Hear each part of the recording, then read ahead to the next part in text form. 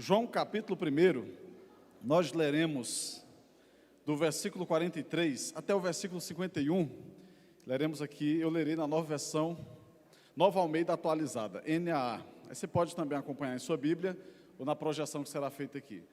João capítulo 1, Evangelho de João capítulo 1, versículo 43 a 51. Dá tempo de você compartilhar o link da transmissão com seus familiares e amigos, para que também sejam abençoados. O texto diz assim: no dia seguinte, Jesus resolveu ir para a Galileia e encontrou Filipe, a quem disse: siga-me. Esse Filipe era de Betsaida, cidade de André e de Pedro. Filipe encontrou Natanael e lhe disse: achamos aquele de quem Moisés escreveu na lei e a quem se referiram os profetas, Jesus, o Nazareno, filho de José. Então Natanael perguntou: de Nazaré pode sair alguma coisa boa? Filipe respondeu: venha e veja, venha ver. Jesus viu Natanael se aproximar e disse a respeito dele: eis um verdadeiro israelita, em quem não existe fingimento algum. Natanael perguntou a Jesus: de onde o Senhor me conhece? Jesus respondeu: antes de Filipe chamá-lo, eu já tinha visto você debaixo da figueira. Então Natanael exclamou: mestre, o Senhor é o Filho de Deus, o Senhor é o Rei de Israel. Ao que Jesus lhe respondeu: você crê porque eu disse que tinha visto você debaixo da figueira? Pois você verá coisas maiores do que estas. E acrescentou: em verdade te digo, que vocês verão o céu aberto e os anjos de Deus subindo e descendo sobre o Filho do Homem. Papaizinho, abra os nossos olhos, papai, nós te suplicamos, para que discernamos, para que compreendamos a maravilha do teu Evangelho. Obrigado por aquele encontro fenomenal do Senhor com nosso irmão Natanael. Em nome de Jesus, papai, revela-te a todos nós que estamos aqui. Obrigado por tudo, obrigado por esse privilégio. Oramos e agradecemos no incomparável nome de Jesus. Amém. O caminho de um homem para a salvação, caminho percorrido até chegar à salvação. Que texto primoroso, fala sobre Natanael no Novo Testamento. Há pouquíssima informação sobre ele, além dessa menção aqui no finzinho, lá pelo finzinho de João, vai dizer que ele foi uma das testemunhas da ressurreição de Cristo, mas nós não sabemos mais absolutamente nada sobre ele. A informação que temos é essa aqui, inclusive os outros evangelhos não mencionam, mas esse encontro aqui com certeza é um encontro para entrar para a história, para marcar o coração, a vida dele, não somente dele, mas de todos quanto têm conhecimento sobre a obra do Senhor operada em sua vida. Quero seguir com você aqui a trilha do texto, a partir do primeiro versículo. No dia seguinte, Jesus resolveu ir para a Galileia e encontrou Filipe, a quem disse: siga-me. Esse Filipe era de Betsaida, cidade de André e de Pedro. Filipe encontrou Natanael e lhe disse: achamos aquele de quem Moisés escreveu na lei e a quem se referiram os profetas, Jesus, o Nazareno, filho de José. O caminho da salvação começa pelo conhecimento da palavra. Então você percebe aqui pelo texto bíblico que Filipe, ele já tinha uma compreensão sobre o Messias, ele tinha informações sobre o Messias. É tanto que quando Jesus o encontra, o caminho já está pavimentado. Quando Jesus o chama para seguir na sua caminhada de discipulado, e na caminhada discipular, ele já tem um conhecimento prévio. E aqueles que estavam naquelas imediações ali em Jerusalém, também tinham compreensão sobre isso. Quando ele é alcançado pela palavra, ele sente o ímpeto para poder compartilhar, para poder testemunhar sobre essa mesma palavra. Então, quando ele encontra o seu amigo Natanael, ele fala: encontramos o homem, encontramos aquele a quem as Escrituras se referem. A salvação vem por meio do conhecimento da palavra de Deus. A fé vem pelo ouvir e o ouvir da palavra de Deus. E Jesus era a própria palavra, Jesus é o Logos, Jesus é o Verbo, Jesus é a palavra encarnada. Tudo que Jesus estava falando era a própria palavra de Deus. Nós temos a palavra de Deus aqui na gramática, na língua portuguesa, traduzida para o nosso vernáculo, mas quando Jesus esteve ali diante de Filipe, e quando Jesus esteve diante de Natanael, era a própria palavra em carne e osso que estava diante dos homens de Deus. A fé vem pelo ouvir, como diz Romanos, a fé vem pelo ouvir e o ouvir da palavra de Deus. O caminho pelo qual as pessoas compreenderão sobre quem é Deus e descobrirão o caminho para Deus e para a salvação é por meio da palavra. Você quer que a sua família seja salva? Você quer que seus amigos sejam salvos? Você quer que os seus colegas de trabalho sejam salvos? Os seus conhecidos sejam salvos? Pregue a palavra. Pregue a palavra em tempo e fora de tempo, compartilhe a palavra de Deus, porque a palavra de Deus é o único modo pelo qual alguém poderá discernir as verdades espirituais, embasar, calibrar, alinhar, aprumar sua compreensão sobre Deus. Sem a palavra, a nossa inclinação espiritual fica toda solta. Daqui a pouco você pode estar adorando uma árvore, pode estar adorando um bezerro de ouro, você pode estar adorando o sol, as estrelas, você pode estar seguindo a sua intuição, mas a palavra não vai deixar isso acontecer, porque ela afunila o caminho, ela vai dando as diretrizes e mostrando por onde nós devemos andar. Facilitou para Filipe, porque ele já tinha compreensão sobre o Messias, ele tinha a compreensão pelas Escrituras de que Jesus viria, de que o Filho de Deus viria. No dia seguinte, Jesus resolveu ir para a Galileia e encontrou Filipe, a quem disse: siga-me. Esse Filipe era de Betsaida, cidade de André e de Pedro. Filipe, por seu turno, por sua vez, encontrou Natanael e lhe falou: a salvação, ela deve ser compartilhada. Spurgeon dizia que você falar sobre salvação é um mendigo. Evangelização é um mendigo falando para outro mendigo onde é que ele vai encontrar pão. Então Filipe foi saciado no seu encontro com Jesus. Ele agora vai compartilhar com as outras pessoas. Eu não posso ser egoísta a tal ponto de reter essa palavra só para mim. Eu fui alcançado, eu fui transformado, eu fui impactado. Eu preciso compartilhar, para que outras pessoas também saboreiem o que é a vida com Cristo, que descubram o que é essa vida incrível e maravilhosa que somente nosso Senhor e Salvador Jesus Cristo pode dar. Só que, é claro, cada coração, cada cabeça é uma sentença, cada pessoa pode receber de uma forma. Algumas pessoas vão receber de maneira muito eufórica, entusiasmadas, imediatamente a palavra que a gente compartilha. Meu Deus, que palavra maravilhosa, eu quero saber mais sobre esse Deus. Outros não, outros podem ser frios. A pessoa ela pode nos deixar até desconcertados, pode ser mal educada, pode ser rude, pode rejeitar completamente. Por favor, vá para lá com essa tolice, não me fale sobre o seu Deus, eu não quero saber.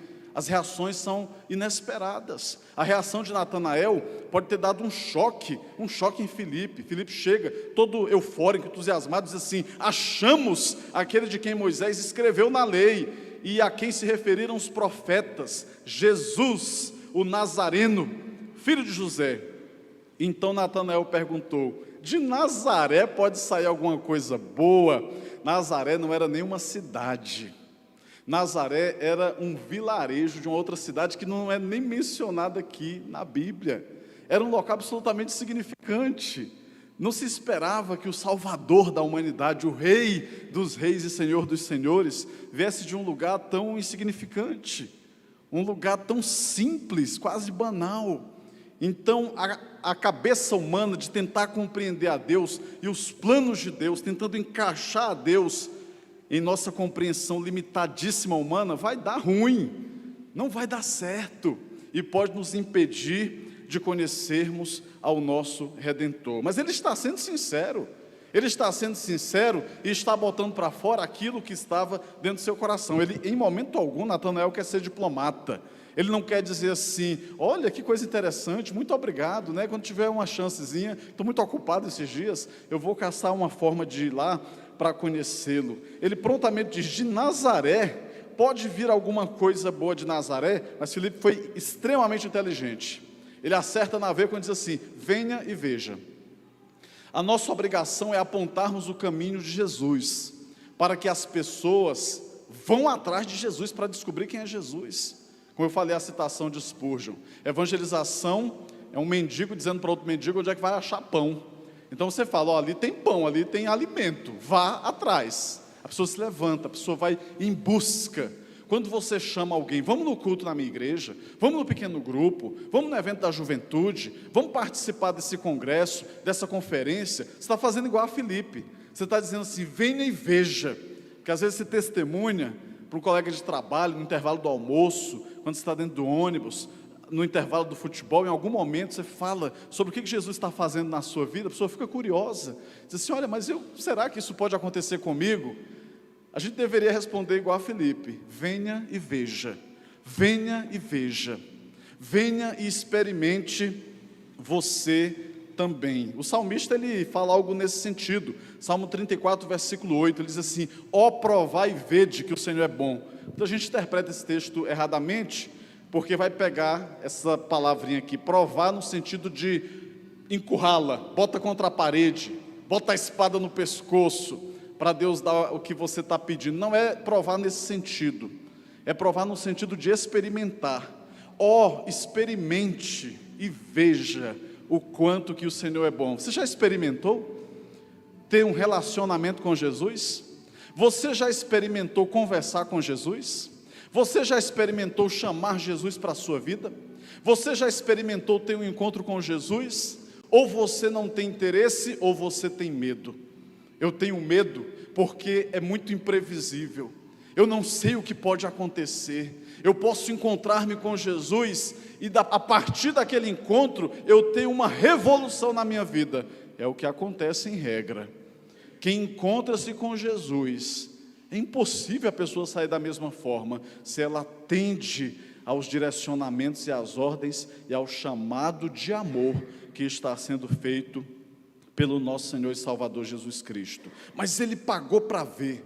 Quando Filipe faz a proposta, Natanael, ele é desbravador, ele é destemido, ele paga para ver. Venha e veja, diz o versículo 46, na última parte, venha e veja. Ele foi. Então Jesus viu Natanael se aproximar e disse a respeito dele, eis um verdadeiro israelita, em quem não há dolo, em quem não existe fingimento. Ninguém tem a melhor leitura sobre nós, a melhor descrição sobre nós do que Deus. Ele nos conhece bem, e você vê que ele acerta em cheio quando ele descreve quem é Natanael. Ele é um varão israelita em quem não tem fingimento. Então o que ele tinha de falar, ele falou. Quando Filipe diz assim, o Nazareno, eu encontrei o Nazareno, pode vir alguma coisa boa de Nazaré? Ele não vai camuflar nada, ele não vai passar verniz, ele não vai jogar confete, ele não quer ser diplomata, ele fala aquilo que está no seu coração.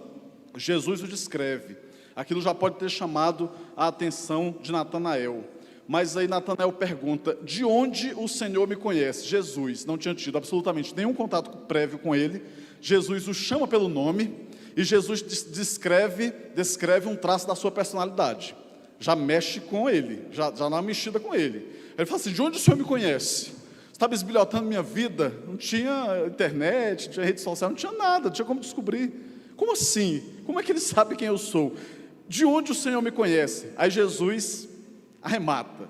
Jesus respondeu, antes de Filipe chamá-lo, eu já tinha visto você debaixo da figueira. Que figueira é essa? O que aconteceu debaixo daquela bendita figueira? O que de tão impactante e significativo aconteceu ali? Eu não sei, você sabe? Ninguém sabe, porque não há absolutamente nada na Bíblia falando sobre aquele bendito episódio que aconteceu envolvendo Natanael debaixo da figueira. Ninguém sabe, mas Deus sabe, porque Deus tem todas as coisas diante de si, e Deus sabe qual é a palavra que Ele vai usar, que vai nos desmontar. Deus sabe qual é a criptonita que vai nos fazer derreter diante dEle, porque Deus conhece os segredos que estão trancafiados debaixo de 7 chaves. Deus é aquele que descortina a nossa alma, é aquele que faz a ressonância magnética espiritual do nosso coração. Ele sabe segredos que talvez nem nosso cônjuge saiba, nem nossa mãe, que parece que faz a leitura dos nossos pensamentos, sabe. Deus sabe. E Deus vai ali, acerta em cheio, acerta ali de forma que o desmantela e diz assim, não te preocupa com nada não, calma, antes de Filipe chamá-lo para vir a mim, eu já tinha visto você debaixo da figueira. O homem se desmonta, porque ele sabe que não tem absolutamente nenhuma condição de que ele estivesse ali diante de um homem qualquer, diante de um homem natural. Ele está diante de um homem sobrenatural, ele está diante do próprio Deus encarnado, porque somente Deus teria condições de fazer o que fez naquele momento, dentro do coração, dentro da alma daquele homem. E é exatamente o que Deus pode fazer, e faz, e já fez, e continuará fazendo com todos e com cada um de nós. Então Natanael exclamou: Mestre, o Senhor é o Filho de Deus, o Senhor é o Rei de Israel. Não compensaria Filipe fazer um grande tratado teológico para Natanael. Não adiantaria ele tentar fazer a defesa apologética, a defesa da fé. O homem precisa ter um encontro com Cristo. Quando nós nos encontramos com Cristo, as nossas defesas baixam, a gente baixa a guarda. Quando nós nos encontramos com Cristo e somos confrontados, defrontados com o esplendor de Cristo, nós ficamos maravilhados, as escamas dos nossos olhos caem, nós vemos a beleza e a majestade de Cristo Jesus e ficamos perplexos, mas ficamos rendidos, ficamos maravilhados com a beleza, com a imponência, com a majestade, com a divindade desse Deus. Nós estamos aqui, irmãos e amigos, e quem nos assiste, estamos como Filipe, mostrando o caminho para você, dizendo: você tem ouvido falar sobre Jesus? Você tem dúvidas sobre quem é Jesus? Você tem medo de quem é Jesus? Você tem curiosidade sobre quem é Jesus? Nós te chamamos: venha, venha e veja quem é Jesus. Venha e experimente conhecer a Jesus de perto, ficando face a face com Ele, sem precisar de atravessador, mas tendo uma relação íntima, pessoal e frontal com Jesus Cristo, face a face. Porque quando estamos face a face com Cristo, a nossa vida muda, tudo muda, tudo muda. Os pescadores, que eram os discípulos, tinham ido para uma jornada de pescaria, foi um fiasco total, não pegaram nada. Quando Jesus entra na jogada, Jesus diz assim: ó, sai daqui, vai para as águas mais profundas, joga a rede, joga a rede. Quando a pesca maravilhosa acontece, Pedro, que estava do alto da sua incredulidade, diz assim: afasta-te de mim, porque eu sou pecador. Ele viu uma faísca da majestade de Jesus Cristo. Então, quando a gente começa a ter esses relances, a ter essas visões e compreensões sobre quem é Jesus, sobre os atributos de Deus, sobre a majestade e o poder desse Deus, irmãos, a nossa incredulidade, ela vai se dissolvendo, ela vai desmoronando, ela vai se esfarelando. Deus dinamita toda a incredulidade do nosso coração, todas aquelas barreiras e reservas que nós tínhamos para não nos aproximarmos do Senhor, elas vão sendo demolidas uma a uma, porque Ele é Deus, e Ele é Deus de propósito, e o Deus que quer transformar a nossa vida. Tu és o Cristo, o Filho do Deus vivo. Ele fala: tu és o Filho de Deus, tu és o Rei de Israel. Um dia Jesus pergunta para os seus discípulos: quem os homens estão dizendo que eu sou? Eles respondem: uns estão dizendo que o Senhor é Elias, outros estão dizendo que tu és Jeremias, outros estão dizendo que tu és um dos profetas. Ele fala assim: mas vocês, quem vocês dizem que eu sou? Aí Pedro se levanta e diz assim: tu és o Cristo, o Filho do Deus vivo. Aí Deus diz assim: não foi nem carne e nem foi sangue que te revelou, mas foi o meu Pai que está no céu. Bota esse texto para nós, é lindíssimo. Mateus capítulo 16, para ficar guardado e projetar, ficar guardadinho na transmissão. Mateus 16, a partir do versículo 13, que encontro maravilhoso, até o 17. Indo Jesus para a região de Cesareia de Filipe, perguntou a seus discípulos: quem os outros dizem que é o Filho do Homem? Quem eles estão dizendo que eu sou? E eles responderam: uns dizem que é João Batista, outros dizem que é Elias, outros dizem que é Jeremias, ou um dos profetas. Ao que Jesus perguntou: e vocês, quem dizem que eu sou? Respondeu Simão Pedro: o Senhor é o Cristo, o Filho do Deus vivo. Então Jesus afirmou: bem-aventurado, feliz é você, Simão Barjonas, Pedro, porque não foi carne e nem sangue que revelaram isso a você, mas meu papai que está nos céus. Quando Deus descortina diante dos nossos olhos, nós ficamos maravilhados com o esplendor de Jesus. Você deveria ter coragem de buscar a Jesus e dizer assim: papai, não é possível, aconteceu com eles, pode acontecer comigo também, e vai acontecer, porque eu sei que o Senhor quer que aconteça. Senhor, abre os meus olhos, para que eu veja o teu resplendor, para que eu veja a tua beleza, para que eu veja a tua majestade, para que eu veja a tua santidade. Se o Senhor se revelou daquela maneira extraordinária, para um camarada cabeça e coração duro como era Pedro, o que o Senhor pode fazer por mim também? Faz por mim também, papai.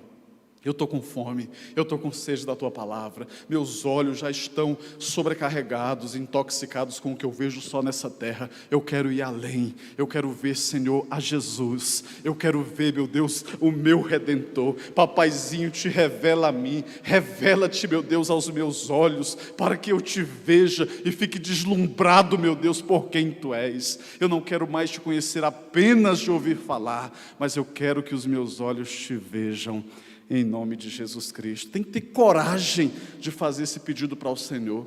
Você faz parte dos projetos de Deus, independentemente de onde você tenha nascido, da tua condição financeira, da tua condição socioeconômica, sociocultural, independentemente da tua história, do teu passado, você faz parte dos propósitos eternos do Senhor. Foi o que Deus disse para Jeremias: antes que você fosse formado no ventre da sua mãe, eu te conheci. Antes que você saísse da madre, do interior da tua mamãezinha, eu já havia conhecido você, eu te conheço.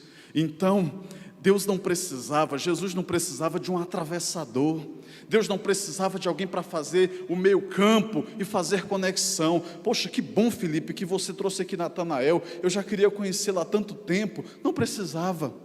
Deus usou as circunstâncias, porque antes mesmo da própria conversão, provavelmente, de Filipe, Deus já conhecia Natanael, Deus já ouvia, Deus já nos vê, Deus nos vê em todos os lugares.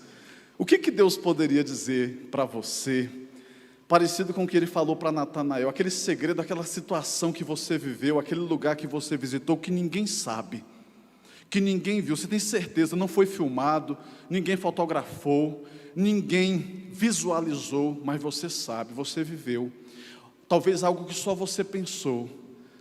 E Jesus chega para você e diz assim: lembra aquele dia, debaixo daquela árvore, na beira daquele lago, dentro daquele carro, naquele corredor daquele hospital, você lembra? Você lembra naquele dia, naquele quarto escuro, você lembra? Naquele dia eu vi você, naquele dia eu estava com você, naquele dia eu te visitei, porque eu sou o teu Deus, eu tenho olhado por você todo esse tempo, eu tenho preservado sua vida, porque eu quero ter uma relação de amor com você, eu quero ter um momento de caminhada contigo. Um dos textos mais lindos da Bíblia, que quando eu entendi o real significado dele, marcou profundamente minha vida e meu coração, foi o convite de Jesus, dizendo assim: venham a mim, todos vocês que estão cansados, sobrecarregados, oprimidos, eu vos aliviarei. Tomai sobre vós o meu jugo, e aprendei de mim, que sou manso e humilde de coração, e encontrareis descanso para as vossas almas. Eu sempre interpretava muito errado, porque você sabe que o jugo, quando Jesus diz assim, tomai sobre vós o meu jugo, Ele está nos remetendo a um contexto rural, a um instrumento que é a canga, que você bota no pescoço, aquele aparelho que você bota no pescoço de 2 bois para arar a terra.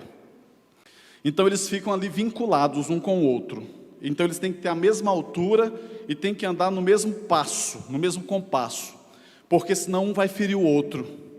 Então quando Jesus diz assim, vem a mim e tome sobre você o meu jugo, Ele está dizendo assim, faz essa conexão, deixa eu fazer essa conexão entre eu e você, para que você ande par e passo comigo, para que você não ande nem à frente e nem atrás, mas que você ande comigo ao meu lado, e você vai encontrar descanso para a sua alma, porque o meu jugo é suave e o meu fardo é leve. A gente aceita botar o fardo do trabalho aqui nas costas, o fardo de um casamento pesado e ruim nas costas, o fardo de um trabalho difícil nas costas, o fardo da ansiedade, o fardo do estresse, o fardo da preocupação, das tensões familiares, das enfermidades, mas não aceitamos o convite de Jesus para dizer assim: aceita sobre você o meu jugo, a minha canga, conectar-se comigo, ter um encontro comigo. Você já pensou que privilégio é poder caminhar com Jesus no compasso do céu, tendo Jesus como teu grande amigo, teu melhor amigo? É o que é dito em João, por exemplo. Jesus diz assim: olha, já não tenho chamado vocês apenas de servos, porque o servo, o doulos, o escravo, não sabe o que faz o seu senhor, mas tenho-vos chamado amigos, porque tudo quanto ouvi do meu papai, eu tenho dado a conhecer para vocês. Irmãos, Jesus chegando em nossa vida, Ele vai banir todas as trevas do nosso coração. Jesus, Ele vai se tornar o nosso melhor amigo. Jesus vai trazer luz para o nosso coração, cheio de trevas, de nuvens escuras, um céu pardacento, sombrio. Ele vai trazer a luz, Ele vai trazer o brilho. Jesus tem um poder de ressignificar a nossa vida para uma caminhada com Ele. Imagina um homem como Natanael. Eu só olho para Natanael e vejo um homem opinioso e chato. Aquele homem chato, cheio de opinião para tudo, que bota gosto ruim em tudo, um homem que tem ranço na alma, que é azedo, mas quando ele encontra com Jesus, ele dá aquele arroubo de felicidade, e ele fala sobre Jesus, essa declaração tão linda: mestre, ele já chama Rabi, mestre, o Senhor é o Filho de Deus, o Senhor é o Rei de Israel. Não era um homem bobo, com certeza era um homem que tinha o seu conhecimento, tinha a sua postura, sua colocação social, mas naquele momento ele tira uma por uma as suas condecorações, seus distintivos, ele bota tudo ali, ele se prostra. O que eu sou, como nós cantamos, o que eu sou, coloco aos teus pés, eu me rendo diante do Senhor. Naquele momento ele se entrega, ele se prostra, ele se rende. A rendição é tão grande que ele diz assim: mestre, eu não estou mais aqui para falar nada, eu só estou aqui para aprender, porque tu és mestre, eu já falei demais, agora eu quero te ouvir, porque esse homem que está aqui diante de mim não é um homem qualquer, esse homem que está aqui diante de mim é um homem sobrenatural, esse homem que está aqui é o próprio Filho de Deus. É o encontro que Jesus quer ter comigo e quer ter com você também.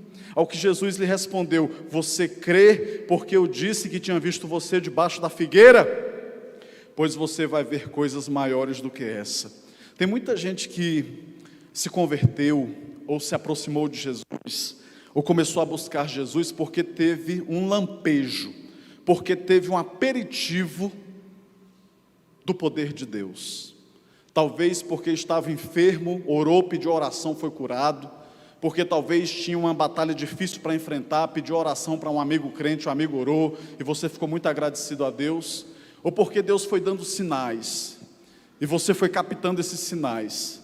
Aí Deus diz para você a mesma coisa: você está feliz e empolgado, porque eu te curei daquela enfermidade que você tinha?